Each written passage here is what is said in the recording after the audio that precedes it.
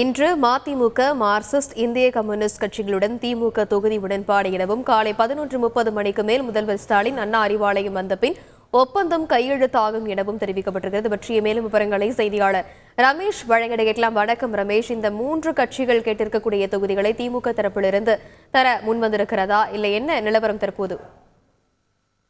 வணக்கம். திமுக கூட்டணியில் இன்றைய தினம் இந்திய கம்யூனிஸ்ட் கட்சி, மார்க்சிஸ்ட் கம்யூனிஸ்ட் கட்சி, மதிமுக ஆகிய 3 கட்சிகளுக்கும் தொகுதி உடன்பாடு ஒப்பந்தம் கையெழுத்தாக இருப்பதாக தகவல் தெரிவிக்கப்பட்டிருக்கிறது. ஏற்கனவே இன்று காலை 10 மணி அளவில் திமுகவின் தலைமை அலுவலகமான அண்ணா அறிவாலயத்தில் இந்திய கம்யூனிஸ்ட் கட்சியோடு பேச்சுவார்த்தை என்பது 3ஆம் கட்ட பேச்சுவார்த்தை நிறைவடைந்து விட்டது. இந்திய கம்யூனிஸ்ட் கட்சிக்கு 2 தொகுதிகள் திமுக கூட்டணியில் ஒதுக்கீடு செய்திருப்பதாக சொல்லப்படுகிறது.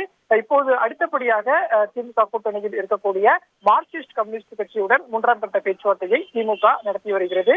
மார்க்சிஸ்ட் கம்யூனிஸ்ட் கட்சிக்கும் 2 தொகுதிகள் ஒதுக்குவதற்கு திமுக முன்வந்திருப்பதாகவும் இப்போது நடைபெற்று வரக்கூடிய பேச்சுவார்த்தையில் ஒரு உடன்பாடு எட்டப்பட்டுவிடும் என்றும் சொல்லப்படுகிறது. அடுத்தபடியாக இன்னும் அரை மணி நேரத்தில் மதிமுகவோடு தொகுதி பங்கீடு தொடர்பாக திமுக பேச்சுவார்த்தை குழு பேச்சுவார்த்தை நடத்த இருக்கிறது. மதிமுக பேச்சுவார்த்தை முடிந்ததற்கு பிறகு மதிமுகவின் பொதுச் செயலாளர் வைகோ அண்ணா அறிவாலயம் வர இருக்கிறார். அப்போது திமுக மற்றும் மதிமுக இடையே தொகுதி உடன்பாடு ஒப்பந்தம் கையெழுத்தாக இருப்பதாகவும் தகவல் வெளியாகி இருக்கிறது. இப்படியாக திமுக கூட்டணியில் இன்றைய தினம் 3 கட்சிகளுக்கு, சிபிஎம், சிபிஐ, மதிமுக ஆகிய 3 கட்சிகளுக்கு தொகுதி ஒப்பந்தம் கையெழுத்தாக இருக்கிறது.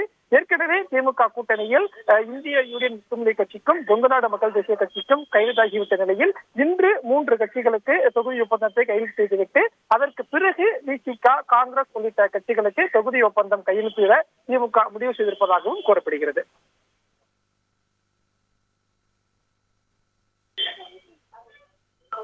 விரிவான விவரங்களுக்கு நன்றி ரமேஷ்.